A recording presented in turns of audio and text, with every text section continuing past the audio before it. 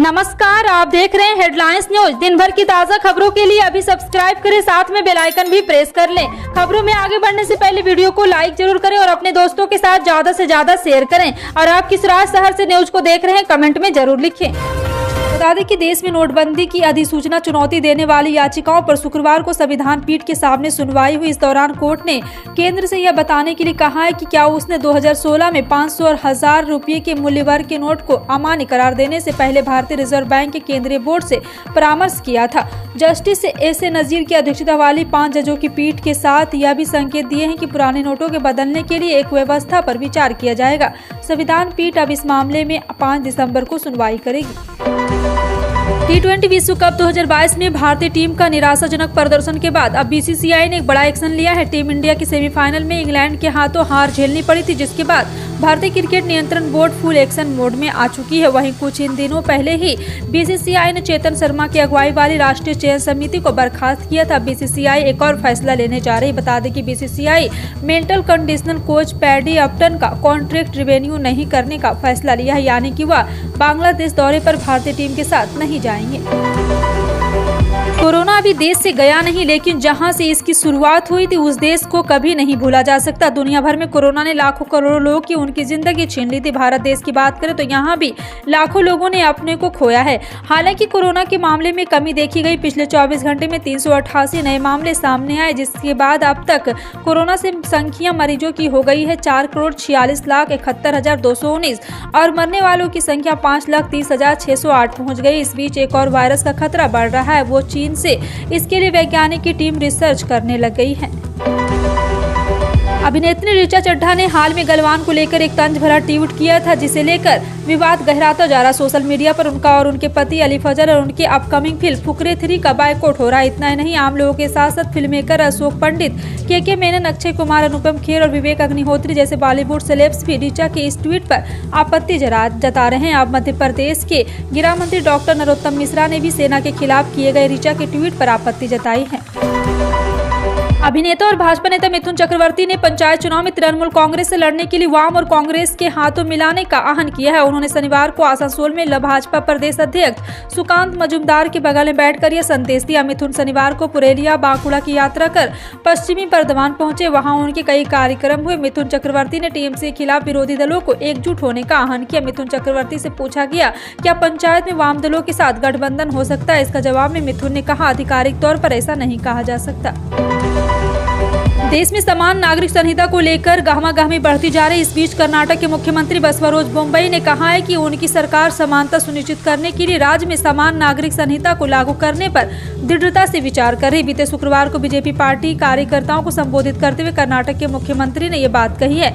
बीते शुक्रवार को बीजेपी पार्टी कार्यकर्ताओं को संबोधित करते हुए मुख्यमंत्री ने कहा, संविधान का प्रस्तावना समानता और बंधुत्व की बात करता है और हम दीनदयाल के समय से समान नागरिक संहिता के बारे में बात कर रहे हैं।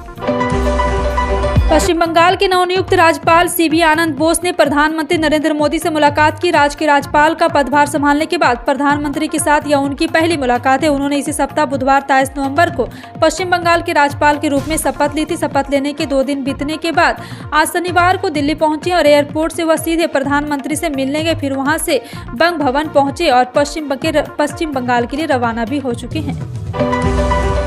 आधार कार्ड फ्रॉड से बचाना चाहते हैं तो आपको कुछ जरूरी बातों को ध्यान रखना होगा, क्योंकि देश में तेजी से बढ़ते डिजिटल लेनदेन और दस्तावेजों के इस्तेमाल के चलते फ्रॉड के खतरे भी बढ़ते जा रहे हैं।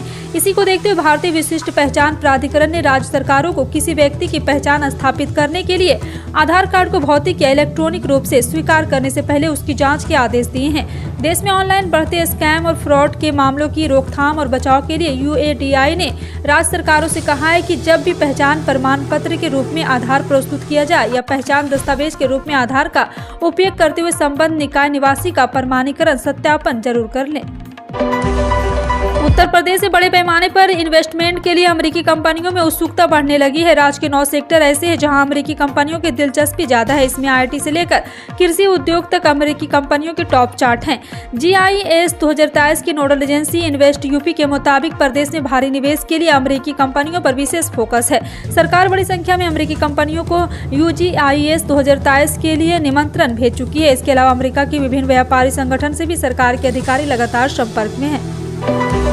पश्चिम बंगाल में एक बार फिर भाजपा नेता शुभेंदु अधिकारी ने मुख्यमंत्री ममता बनर्जी को चुनौती देते हुए कहा कि जल्द ही उन्हें पूर्व मुख्यमंत्री बना दूंगा। इसको लेकर भाजपा की तैयारियां शुरू हो गई है। कोई अगर किसी के बार बार अपमान करता है तो उसको क्षमा नहीं किया जाता, उसका बदला लिया जाता है। बंगाल में ममता बनर्जी का समय खत्म हो चुका है। जैसे उन्हें नंदीग्राम में हराया था, आगे भी उन्हें वैसे ही हराने की योजना तैयार की जा रही है। उत्तर 24 परगना जिला के ठाकुरनगढ़ में मतुआ समुदाय को लेकर भाजपा की ओर से आयोजित एक जनसभा के दौरान भाजपा नेता शुभेंदु अधिकारी ने कही, भारत समेत पूरी दुनिया में महंगाई कम होने जा रही है और ये राहत टिकाऊ होगी। वर्ल्ड बैंक की एक रिपोर्ट के मुताबिक कुछ ही हफ्तों बाद शुरू होने वाले 2023 में कच्चा तेल, प्राकृतिक गैस, अनाज, खाद्य तेल, कॉटन और मेटल जैसी लगभग सभी कमोडिटी के दाम 15% तक घटेगी। इसके बाद 2024 में भी इनकी कीमतें 12% तक गिरावट आने का अनुमान है। इस साल महंगाई बढ़ाने में सबसे बड़ी भूमिका कच्चे तेल और प्राकृतिक गैस की रही। अगले साल इनके दाम सबसे ज्यादा घटेंगे। भारतीय कमोडिटी एक्सपोर्ट के मुताबिक अगले साल कच्चे तेल का इंटरनेशनल बेंचमार्क ब्रेंट क्रूड करीब 17% से घटकर $75 प्रति बैरल पर आ सकता है। नरेंद्र मोदी की सरकार ने किसानों को खुशखबरी दी है। वर्ष 2023 से 24 के लिए खरीफ की फसलों का समर्थन मूल्य जारी कर दिया है। धान के समर्थन मूल्य में 100 रुपये की वृद्धि की गई है, जबकि गेहूं के समर्थन मूल्य में 110 रुपये बढ़ा गया है। और मोदी सरकार किसानों की आय दुगनी करने के उद्देश्य से लगातार समर्थन मूल्य बढ़ा रही है। प्रधानमंत्री नरेंद्र मोदी ने लागत मूल्य पर किसानों को 50% मुनाफा देने की घोषणा की थी। और आपको बता दें कि 2023 से 24 के लिए खरीफ एवं रबी फसलों को जो न्यूनतम समर्थन मूल्य जारी किया गया है, उसमें गेहूं की खरीद 2125 रुपये प्रति क्विंटल की दर से की जाएगी। बिहार में नशा मुक्ति दिवस मनाया गया। इस दौरान राज्य के मुख्यमंत्री नीतीश कुमार ने ऐलान किया है कि बिहार सरकार शराब का धंधा छोड़ने वाले लोगों को 1 लाख रुपये जीविकोपार्जन के लिए देगी। मुख्यमंत्री नीतीश कुमार ने कहा कि केवल शराब ही नहीं बल्कि ताड़ी बेचने वालों पर भी ये स्कीम लागू होगा अगर वो ताड़ी का धंधा छोड़कर नीरा बनाने की धंधा करते हैं। मुख्यमंत्री ने कहा कि बिहार में शराब के मामले में गिरफ्तारी तो हो रही, लेकिन उनकी गिरफ्तारी हो रही है जो शराब पीते हैं। सीएम ने कहा कि राज्य में उनकी गिरफ्तारी कम हो रही जो शराब का धंधा करते हैं। नीतीश कुमार ने सवाल खड़ा करते हुए कहा कि असली धंधेबाज कहां पकड़ा जाता है, वो तो बिहार से ही निकलता है। इंदौर में जनवरी में होने वाले प्रवासी भारतीय सम्मेलन और ग्लोबल इन्वेस्टर समिट का सीधा प्रसारण शहर में कई स्थानों पर किया जाएगा। जिन स्थानों पर लोगों की संख्या ज्यादा होगी उन स्थानों पर LED लगाई जाएगी। आयोजन से पहले होटलों की सूची बनाकर उनकी गुणवत्ता और सुरक्षा मापदंडों की जांच की जाएगी। इस संबंध में होटल संचालकों के प्रशासन एक बैठक भी करेगा। अगर आप पंजाब नेशनल बैंक के ग्राहक हैं तो यह आपके लिए जरूरी खबर है। दरअसल बैंक ने अपने ग्राहकों के लिए एक चेतावनी जारी की है। चेतावनी अकाउंट से लेकर PNB ग्राहकों के 12 दिसंबर 2022 तक अपना KYC अपडेट करने को कहा है। बैंक ने कहा कि जिन ग्राहकों ने अपने अकाउंट की KYC अपडेट नहीं कराए वो ऐसा 12 दिसंबर 2022 तक करा ले। अगर उन्होंने इस समय सीमा तक KYC अपडेट नहीं कराया तो अकाउंट में ट्रांजेक्शन पर पाबंदियां लगाई जा सकती है। बैंक ने कहा है कि भारतीय रिजर्व बैंक के गाइडलाइन के अनुसार KYC अपडेट करना अनिवार्य है। पंजाब के लोगों के लिए मुफ्त घरेलू बिजली की सुविधा को सौगात बताते हुए मुख्यमंत्री भगवंत मान ने कहा है कि आने वाले महीनों में राज्य के 95% से अधिक परिवारों का बिजली बिल जीरो आएगा, जिससे उनको बड़ी राहत मिलेगी। मुख्यमंत्री ने कहा है कि सरकार द्वारा लोगों को हर एक बिल पर 600 यूनिट मुफ्त बिजली मुहैया कराई जा रही है, जिससे पहली बार पंजाब के 86% परिवारों का बिजली बिल जारी जीरो आया है। और आपको बता दें कि इन महीने 95% से अधिक परिवार मुफ्त बिजली का लाभ उठा रहे हैं। हम सब जानते हैं कि भारत में ट्रेन टिकट बुक करना बहुत ही मुश्किल काम है। ऐसे में यात्रियों को ट्रेन टिकट के लिए बार बार मशक्कत करनी पड़ती है। कई बार यात्रियों का टिकट कंफर्म हो जाता है, लेकिन कई बार अंतिम समय में यात्रियों की सीट नहीं मिलने की समस्या का सामना करना पड़ता है। लेकिन हम आपके लिए अच्छी खबर लेकर आए। जी हाँ, इसी को देखते हुए ticket booking app train man ने एक नया फीचर पेश किया है। इसमें यात्रियों को कंफर्म ट्रेन टिकट की गारंटी दी जाएगी। और सबसे खास बात यह है कि अगर आपका ट्रेन टिकट कंफर्म नहीं होता है तो कंपनी आपको यात्रा के लिए हवाई टिकट देगी। बहुजन समाज पार्टी प्रमुख मायावती ने खाद्य पदार्थ की महंगाई को लेकर सरकार पर निशाना साधते हुए शनिवार को कहा है कि वह इसका जवाब देने व उपाय ढूंढने के बजाय ज्यादातर खामोशी बनी रहती है। मायावती ने ट्वीट किया है कि देश में व्याप्त गरीब व पिछड़ेपन के लाचार जीवन में महंगाई की मार तथा बेरोजगारी से त्रस्त मेहनतकश लोग हर दिन आटा, दाल, चावल व नमक, तेल आदि के महंगे दाम को लेकर सरकार को कोसते रहते हैं, किंतु वह इसका जवाब देने व उपाय ढूंढने के बजाय ज्यादातर खामोशी बनी रहती है। केरल के मुख्यमंत्री पिनरई विजयन ने शनिवार को कहा कि धर्मनिरपेक्षता, लोकतंत्र और संघवाद जैसे संवैधानिक मूल्य देश में गंभीर चुनौतियों का सामना कर रहे हैं। उन्होंने संविधान दिवस पर अपने संदेश में कहा है कि इस मौलिक लोकतांत्रिक सिद्धांत को भुलाया जा रहा है कि संबंधित राज्यों के लोगों द्वारा चुनी गई राज्य सरकारों को देश के विकास में केंद्र सरकार के साथ समान भूमिका निभाना चाहिए। संविधान सभा में 1949 में भारत के संविधान को अंगीकार करने के उपलक्ष्य में 2015 से 26 नवंबर को संविधान दिवस के रूप में मनाया जाता है।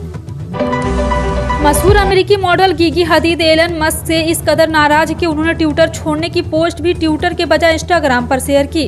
गेस्ट इन रेजिडेंस की क्रिएटिव डायरेक्टर ने इंस्टाग्राम स्टोरी पोस्ट करते हुए लिखा कि मैंने आज अपना ट्विटर अकाउंट डीएक्टिवेट कर दिया। लंबे समय से, लेकिन खास तौर पर इसकी नई लीडरशिप के साथ यह नफरत और कट्टरता का एक पुल बनता जा रहा है और यह ऐसी जगह नहीं है जिसका मैं हिस्सा बनना चाहती हूँ। गुजरात विधानसभा चुनाव के प्रचार में पूरी ताकत से लगे आप संयोजक अरविंद केजरीवाल ने कहा सरकारी कर्मचारियों के लिए बड़ा ऐलान कर दिया है। उन्होंने कहा गुजरात में आपकी सरकार बनते ही पुरानी पेंशन स्कीम जारी कर दी जाएगी। आम आदमी पार्टी ने पंजाब में भी पुरानी पेंशन लागू करने का वादा किया था। पंजाब सरकार ने 18 नवंबर को इस स्कीम को लेकर नोटिफिकेशन जारी कर दिया। इन सभी खबरों पर क्या कहना है कॉमेंट सेक्शन में टाइप करके जरूर बताएं। इसी तरह की पल पल की अपडेट जानने के लिए जुड़े रहें आप अपने हेडलाइंस न्यूज के साथ। मिलते हैं अगली बड़ी खबर में, तब तक के लिए जय हिंद।